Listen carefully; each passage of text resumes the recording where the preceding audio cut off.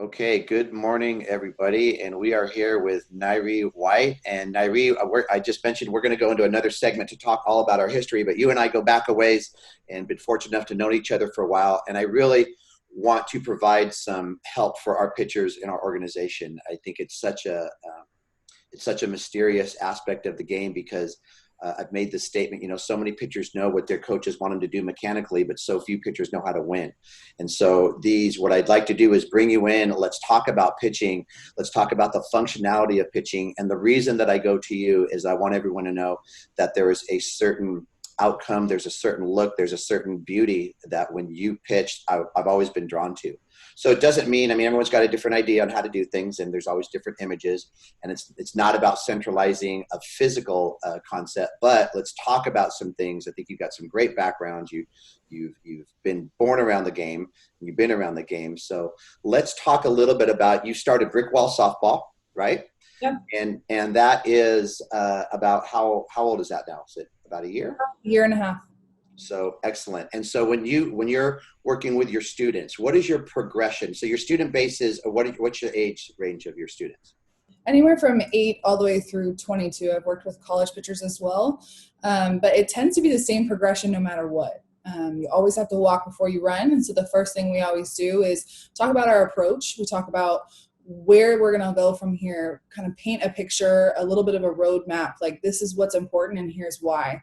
And I respect the work ethic of pitchers enough to always tell them why I'm going to have them do something so that they can buy in fully. So when we first start, first thing we talk about is the warm up.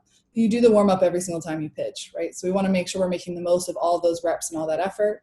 After that, we go through basic mechanics, and this is key for injury prevention, for velocity, but also it's the foundation of all of your location and all of your spin pitches as well. So we always talk about fastball mechanics first, no matter how advanced or how beginner the pitcher is. That typically anywhere from 2 weeks to 3 months. It depends on how much there is to be learned there and how many habits we kind of need to break down and work through. So you're building a base.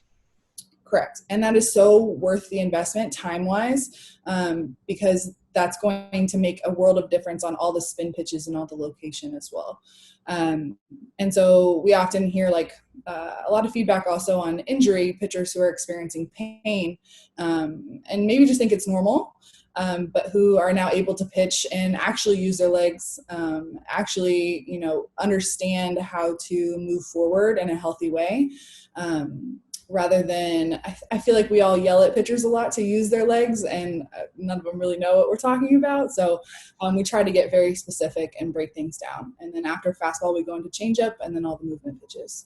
I think that's an important point because none of us mean to yell at them, where most of us are in our competitive mode, and then we get impatient and we don't realize, And so whether it's a coach, I'm thinking of the field coach that reacts to their players, the hitters or pitchers, but also in instructing, right? I think it's a really easy thing to do, to get into, what is wrong and what is wrong. And so much of what I want to talk about with you is what do we do? Where do we take it? And kind of like the building blocks of it, but not just the building blocks. The building blocks are important so we can understand the structure, but Naya, the big thing for me is the aestheticness, right? The aesthetic part of the motion, the fluidity of it. So do you weave that in when you're talking with your players? Is that something that you're watching and you kind of shape? Do you work that into your communication as far as how to connect all the dots now? Yeah, absolutely.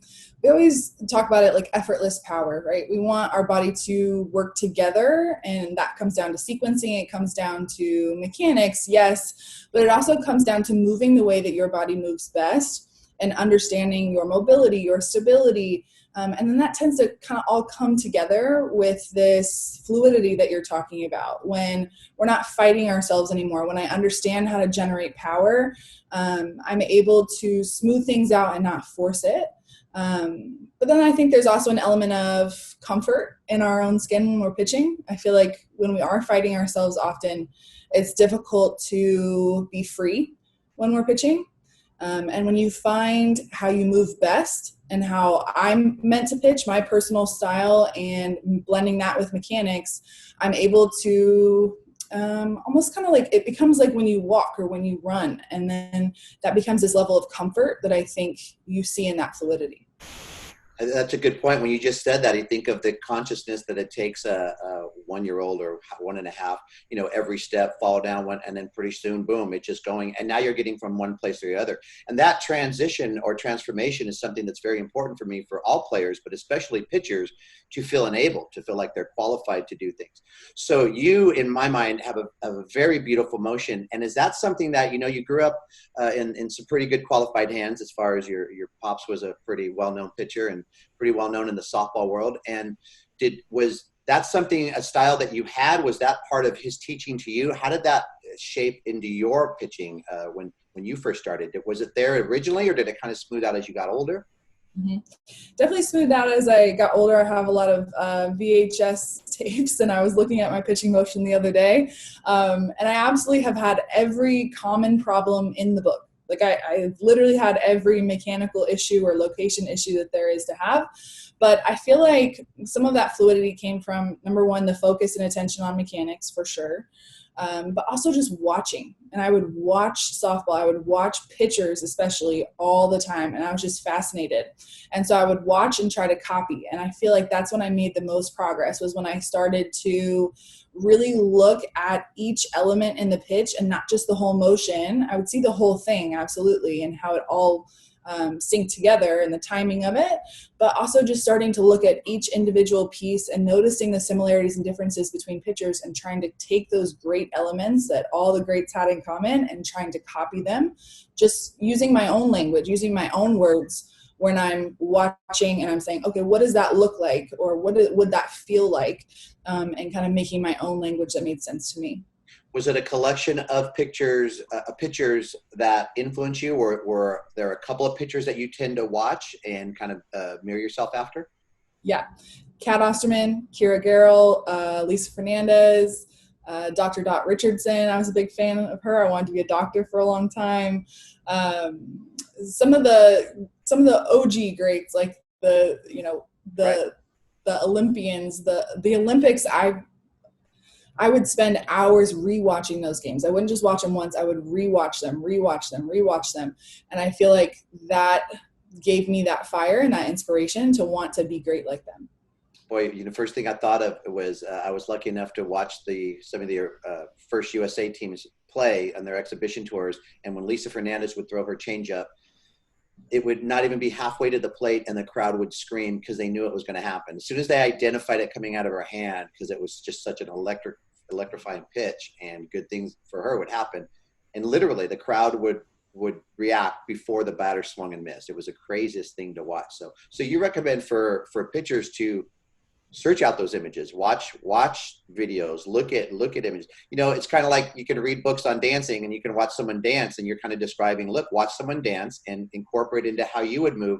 Don't just listen to people describe how to dance. Your instructors are there. That's part of this, but right. Get those visual images, right? Right. I think that's part of creating that empowering feeling around pitching, is that I feel like I can watch and try to copy without someone trying to tell me what's always right and wrong. And coaching absolutely has a huge role in player right. development, but there absolutely is also that need for players to be independent and to watch and copy without worrying about doing it wrong. Right. To not worry about having permission to do something right or wrong, or it's not always so mechanical. It's just like how did you learn how to walk when you were a kid? I mean, no one can really describe to you how to walk. You just saw adults walking and you ended up walking. So I think there is that independent element too. And even if somebody did say to you at 1 year old, well, you weren't flexing your knee enough, your hip flexor wasn't engaging, and you weren't striding out far enough, you're one, because that kind of tends to happen in softball, right? Well, you did this wrong, you did that wrong. So part of it, I mean, a big part of that, Nice, I think it's our responsibility as instructors to learn how to communicate, to know how to communicate best, because all players are different. Some of them you have to, it's a little harder to get things in their head. That's the challenge of instructing. It's not what you know, it's how can you get it across, right? So I wanted to start today with, I would call it a hot topic of pitching, just the changeup. So for me, one of the things that I really enjoyed when you were playing on our team is just the fact that we could call that changeup at any time, any place, and I see the word devastating, because throwing it behind in the count, having the confidence to throw it 3-2, 0-2 in the dirt, whatever it was, bringing it off the plate. So if you remember, we would take Janelle, a catcher, and move her into the other batter's box, and then maybe set up an inside drop. But the changeup is something that is so necessary for a change of speeds for the batters, especially when the hitters today are so power minded and they want to hit the ball so far. So changing speeds, disrupting timing is an important part of this. And yet it seems to be missing, from so many pitchers, right? And do you attribute that to anything? Or do you agree with that it should be a stronger weapon for more pitchers, don't you think? Yeah. I think the initial process think of it as like trying on shoes. Right? They might all be your size, but not all of them are going to fit. And so that initial experimentation process of trying a couple of different changeups before you really commit to one, and not being so stuck on one that if it's not working, you're afraid to try something else. Right? So we want to commit wholeheartedly to one. We want to really work on that 2-3 weeks, and then we'll kind of touch base and be like, okay, should we, try something else? And then I think the other thing is that it's a lot more formulaic than we tend to make it. I think pitchers tend to not understand what takes speed away from the ball. And so then it just becomes this almost like prayer where it's like, I really hope this is going to go slow, but I don't understand what makes it slow. Right. And so I need to know and really understand how on earth is my arm going to go as fast as possible and the ball still goes slow. I have to have that knowledge that creates that confidence in that changeup. So I can't just have blind faith in it. So two things, I think we tend to be a little bit rigid in what changeups we assign to players without allowing them to figure out what's going to feel right for them. But also pitchers need to be in on that process. They need to understand the formula. So if we've got a group of 10 pitchers in here that, they throw a changeup, but they really don't have a changeup, where do we start with them? Is it getting them to understand that, talking about where their arm is, the tension, kind of what's happening? How do we slow the ball down? What takes place? Is it proficiency first and then going into some physical things? Like, what's the first step if we were talking to our pitchers? Yeah, first is I was asked, okay, what changeup are you throwing and how does it work? Right? How are you releasing it? Where's your hand? And let's talk about what might be taking away speed or what might be the reason why it's too fast and why you're having to slow down in order to slow the pitch down. So we always kind of start there. From there, I try to find a changeup that's similar to what they're already doing. If they're somewhat comfortable with that changeup, if it just needs some refining, then we'll try and stay as close to the changeup that they already have as possible. And we might just make a couple of adjustments. And this always comes down to 3 principles that I teach changeups with. There's 3 things that can take away speed that are not arm speed. And that's grip, that is whip, and that is hand position. So from there, we can work backwards. I want to make sure my hand is not behind the ball. My hand cannot be behind the ball. I've seen maybe a couple of pitchers who could throw a really good knuckle changeup with their palm behind the ball, but that is definitely the minority. So if you can do that, kudos to you, but I cannot. And so we want to make sure my hand is anywhere but the back of the ball. So that gives me a few options. Can you show me, like, basically when you start working with kids, are there 2 or 3 general changeups that you see pitchers trying to throw? Can you show basically what they are? Kind of when you get a student of yours, basically they're doing this, they're doing that, and then what you're looking for and how you might find a line for it or kind of straighten it out? Right. So what we're often doing is 3. So I'll see the horseshoe, right, or circle changeup. I like the circle changeup. I think it works for a large portion of pitchers. It's the first one that we learn because it's somewhat simple. And from there, we'll often try to be sliding around the side or over the top. But a lot of pitchers are not rotating their hand soon enough, and so their palm is behind the ball on their changeup, and that's too fast. And they're rotating their hand after the ball has left. So I'm putting all my power behind the ball rather than taking my power to the sides of the pitch. And that's what you meant about you do not want your hand behind the ball. Correct. Right. So now show me the path that we're looking for. What do we want? Show me the dance move I'm trying to copy. So from here, if I'm throwing the circle changeup, which was my changeup, I call it my family recipe. So from here on the way down, I want to be on the side of the ball, just like on my fastball, right? I want to keep that the same. Until the last minute, I'm going to start to turn my hand. I'm going to take my circle My circle's on top of the ball here, and I'm going to turn it down. And that's going to get my hand in position on top of the pitch early enough that I'm not going to be putting power behind the ball. So I want to turn right here. So are you starting with a student just with that motion, not even letting go of the ball, just create the motion so she understands it? Yes, 100%. We typically start with no ball even, and just kind of learn hand position that way. We'll often go on the ground and learn how to like roll over the ball. So we kind of roll it on the ground here, rolling over, and just getting that feeling of pushing and sliding over the ball. So I want to be on top of the ball. My circle is at my catcher, or my horseshoe is at the catcher, and I'm locking my arm and sliding through. Is there when a pitcher first starts with that motion, do they naturally tend to, and I won't so much talk about the release, but I'll say, does the ball naturally go into the dirt or go high, or kind of go either way, or does it find a line pretty quick? Or, because that's part of it too, right? Is that release point. So is there anything that needs to happen typically? In the beginning, it's like my lowest priority, and I try to encourage my pitchers not to care, because that's a result that's going to come after. We have to learn the process first. So we often will do this into a net, or we'll do it with no ball, or we're throwing to a catcher and I'm just like, listen, this is going to go all over the place, and that's okay. So really concentrate on what's happening, not full motion, not the full circle, nothing, just kind of coming up to that position here and just kind of bringing it through. So you concentrate a lot on that release point, right? Yep. And we'll do typically the first drill we do. So we'll do the rolls on the ground. We'll do a few dry pitches. So just, okay, I want to understand where I need to be. We'll do some wide base circles. So no lower body. I'm just worrying about my arm. I'm going to start at my release point, how I want to pitch the ball, locked out on top, circle at my catcher. I'm going to go full speed all the way around and through. And the key is the full speed. From the beginning, I don't allow my pitchers to slow down. If it's too fast, it's too fast. So we start with just that wide base circle right here. So just wide base, full speed, freeze or finish, so I can check. So this is something that, right now we recommend to our players doing a lot of indoor drills, right? A lot of mirror drills and things like that. Players, don't throw the ball into your mirror. That's not what we're saying. But, get some visual feedback and kind of watch what's happening, because again, I think that's really, it's like what we're doing right now. We are your side view of that mirror, right?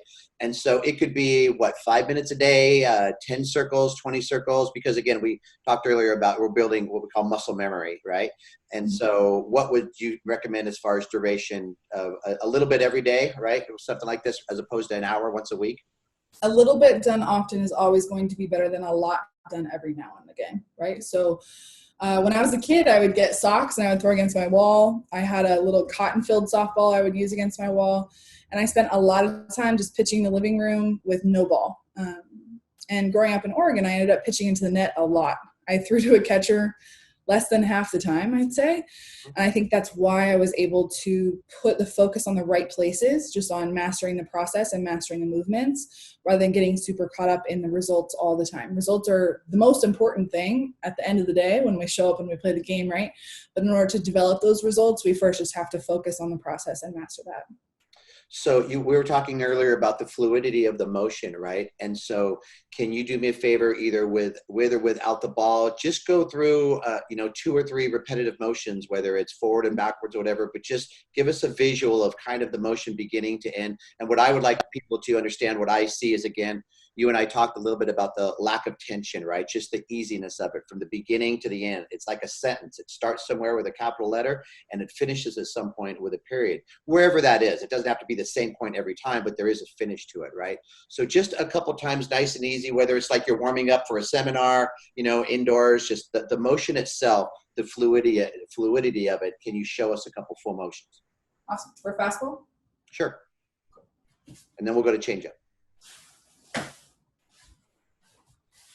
And so I would recommend to coaches, right, and any players that are watching this, can you do this? Can you be aware of the tension in your body? Is there tension in your body?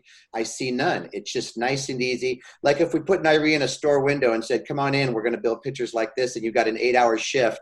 And you think about that, Nyree, because tension, you can't do this for 8 hours, right? It's nice and easy. So something like that. Do a couple towards us now, just so we look at it like it's coming towards the batter. And so whatever you're doing, right, keep everything easy, and then watch how she finishes out. So let's right there, right? And is that something, now let's talk quickly about the finish, okay? Different for different pitches. What's your thoughts on the finish itself? Mm-hmm. Finish is a continuation of release.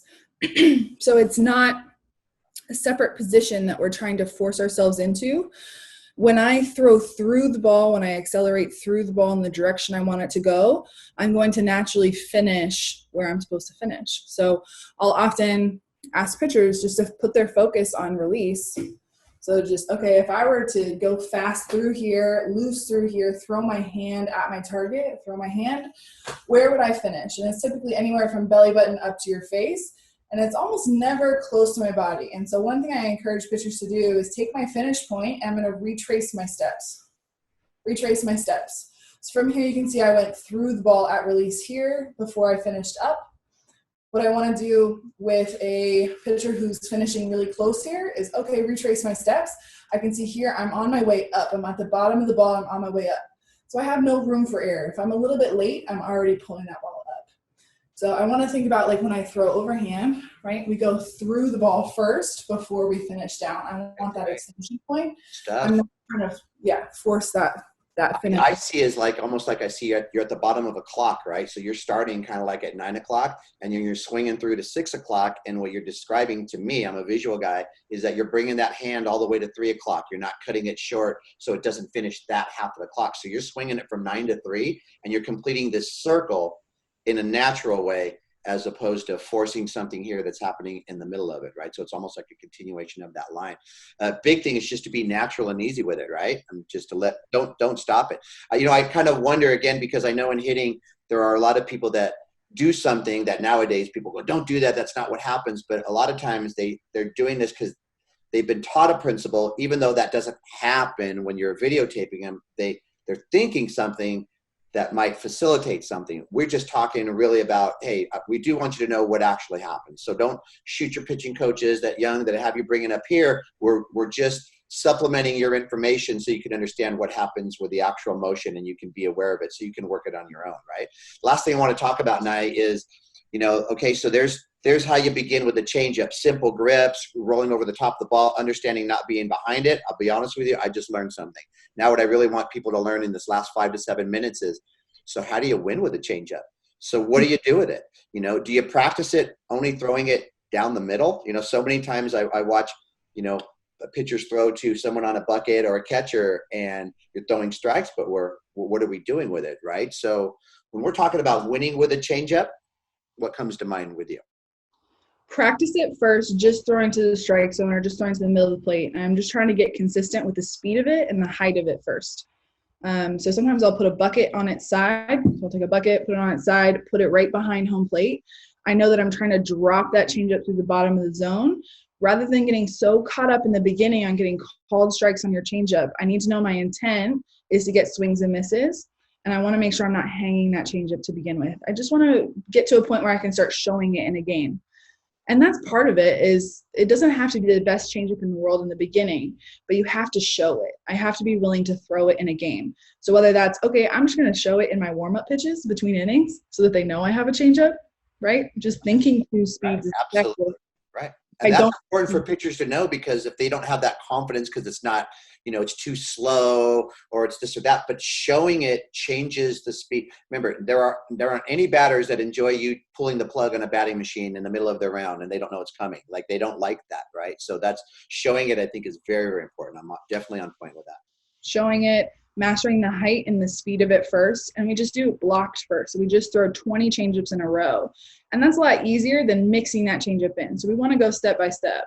After I get more used to that, I might start mastering just one side of the plate. Okay, I'm going to master outside to a right-handed batter with changeup first. After I do that, hopefully move the bucket over. Just move the bucket over, right? I love the bucket concept. Everyone's got a bucket.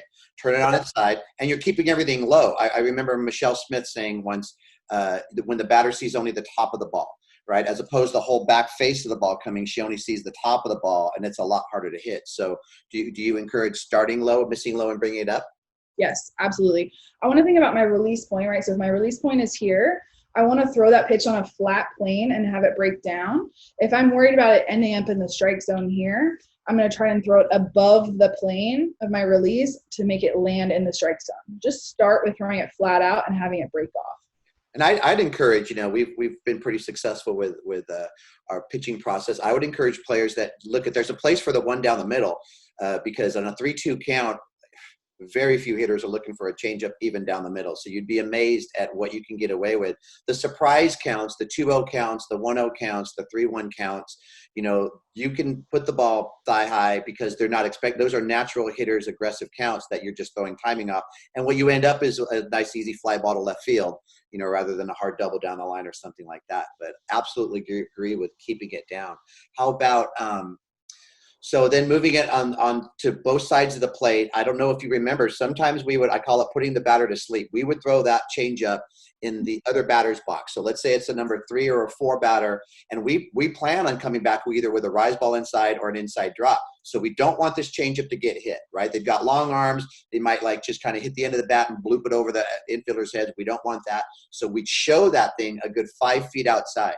But what I would explain to pitchers is that watch the batter's head as she takes the pitch. Her nose goes way over the plate because it's almost like she's smelling that slow pitch kind of going away outside, and then we zip it back in. So going back to showing the changeup, but expanding the zone wide, expanding it down, that's also important, right? Right. I think of it like Mike Roberts actually taught me this. If you have one marker, right, just a red marker, and I hold it out and say, grab the red marker, you'll just grab it. Right? If I hold 5 markers and they're all different colors and I say, grab the red marker, it's going to take you a second longer, not that much longer, but a second longer to pick out that red marker.